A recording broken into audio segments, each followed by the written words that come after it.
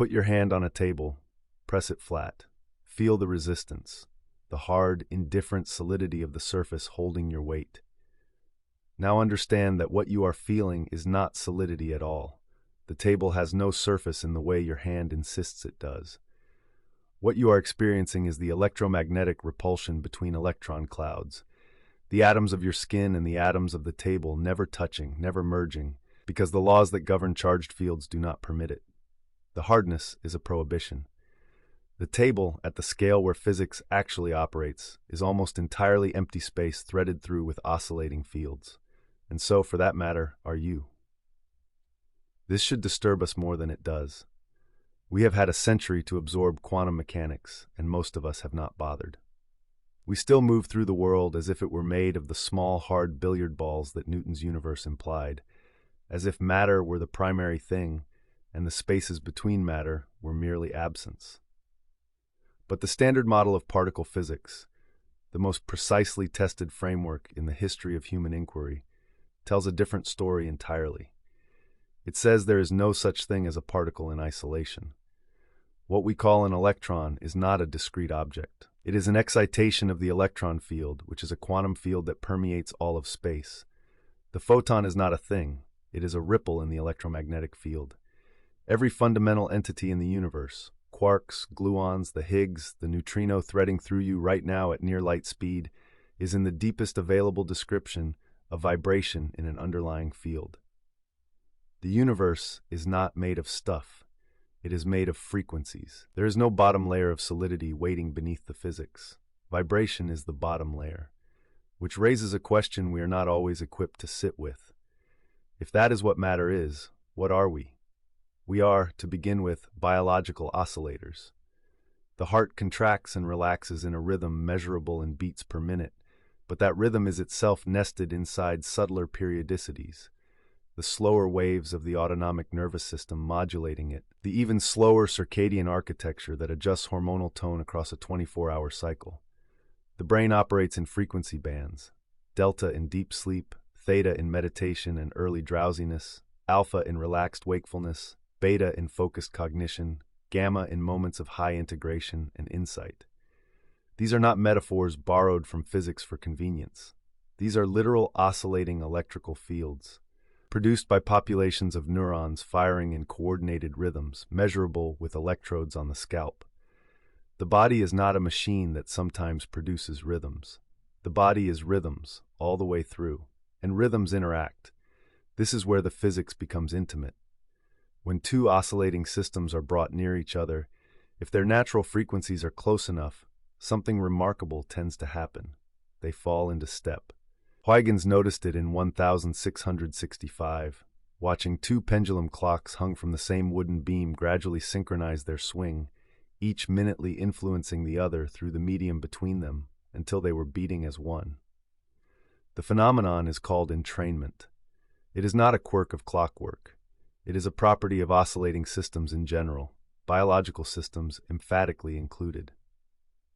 Heart rates synchronize between people in prolonged close contact. Breathing can synchronize between a patient and a practitioner in certain therapeutic settings. The nervous system is exquisitely porous to the oscillatory states of the nervous systems around it. This is the physics underneath what people sometimes call frequency of being.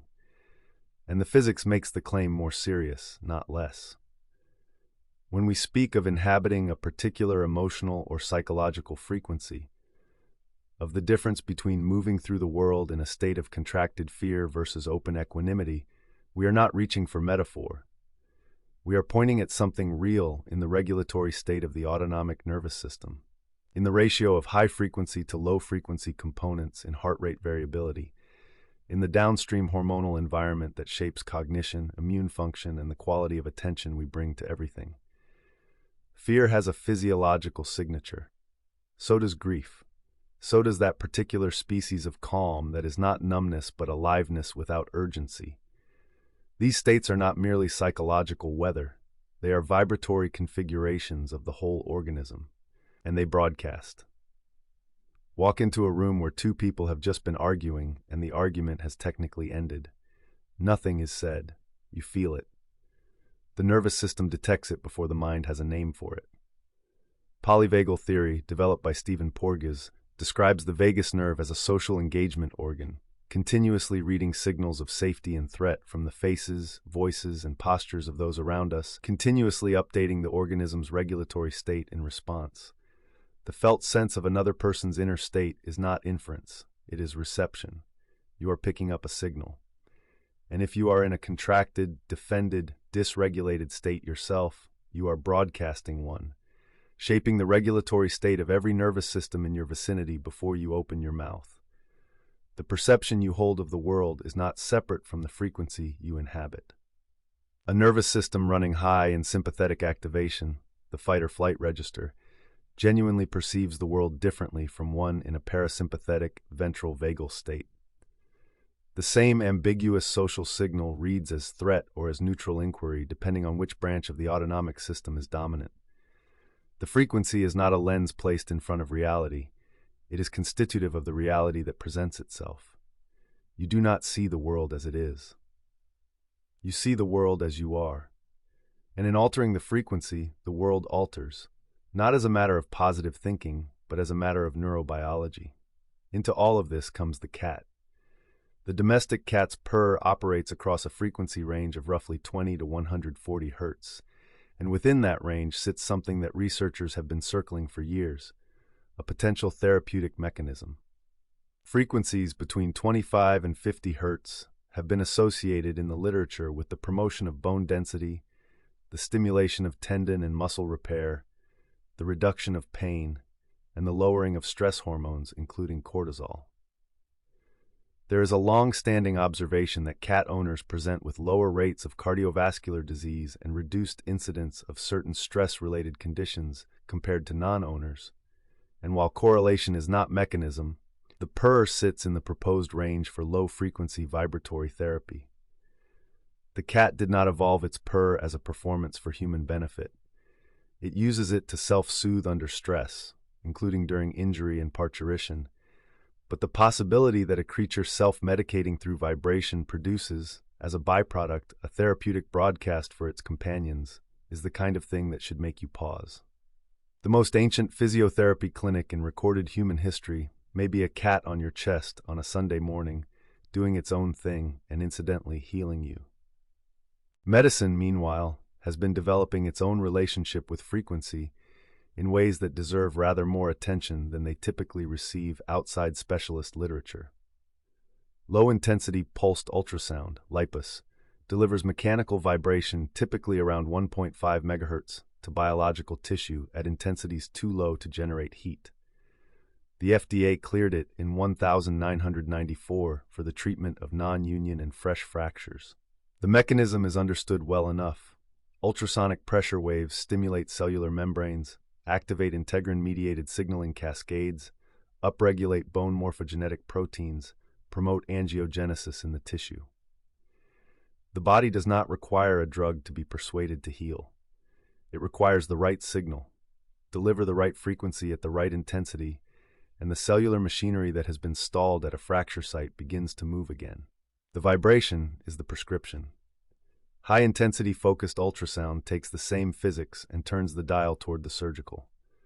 HIFU, high-intensity focused ultrasound, concentrates acoustic energy at a precise focal point within the body, generating enough heat through rapid oscillation to ablate tissue. Uterine fibroids treated without incision, prostate tumors targeted without surgery, adipose tissue disrupted non-invasively in body contouring applications. In oncology, HIFU has been investigated as a primary and adjuvant modality against tumors in the liver, kidney, pancreas, and breast. The scalpel, in these applications, has been replaced by a waveform. Therapeutic ultrasound at the lower 1-3 MHz range has been a staple of physiotherapy for decades, used to drive soft tissue repair, reduce inflammation, accelerate recovery from muscle injury. Shockwave therapy, a related but distinct modality using acoustic pulses rather than continuous waves, has become an established intervention for recalcitrant plantar fasciitis, calcific tendinopathy, and delayed-onset muscle soreness. The body does not resist vibration. It responds to it with something that looks, if you watch carefully, like recognition. Because of course it does. The body is vibration. The cell membrane is a lipid bilayer through which ion channels open and close in rhythmic patterns. The protein folds that drive enzymatic activity are themselves oscillating configurations of molecular bonds. Below that, the atoms composing those proteins are their own standing waves in quantum fields. There is no level at which you arrive at something that is not, in some fundamental sense, oscillating. And so when vibration is applied to the body at the right frequency and amplitude, it is not introducing something foreign. It is speaking the native language. This is what the century of quantum physics has been slowly building toward as a philosophical position, even if it is rarely stated so plainly. The division between the material and the vibratory is a false one. There is only vibration, expressing itself across scales. The electron's wave function, and the brain's gamma oscillation, and the cat's purr, and the HeartMath Institute's coherent heart rhythm, and the HIFU beam converging on a tumor, are not different kinds of things that happen to share a vocabulary.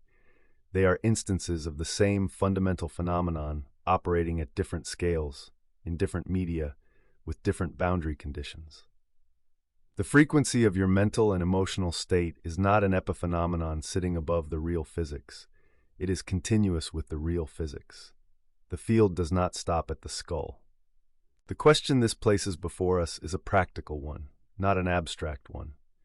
If the state you inhabit is a vibratory configuration of your entire nervous system, and if that configuration broadcasts into the oscillatory space around you, shaping the regulatory states of other organisms, shaping the perception through which you read the world, shaping in turn the world's reading of you, then how you are is not a private matter.